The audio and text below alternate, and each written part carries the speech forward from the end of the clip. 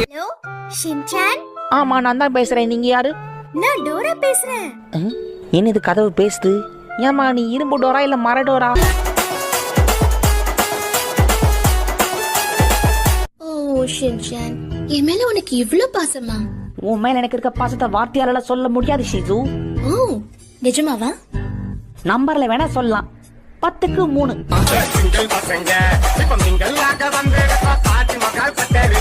உனக்கு என்னாச்சு ஷின்சான்?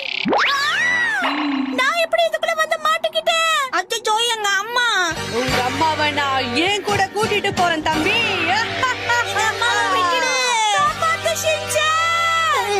எங்க அம்மாவை கூட்டிட்டு போயிடுச்சு. இப்ப நான் என்ன பண்றது? எனக்கு அம்மா வேணும்.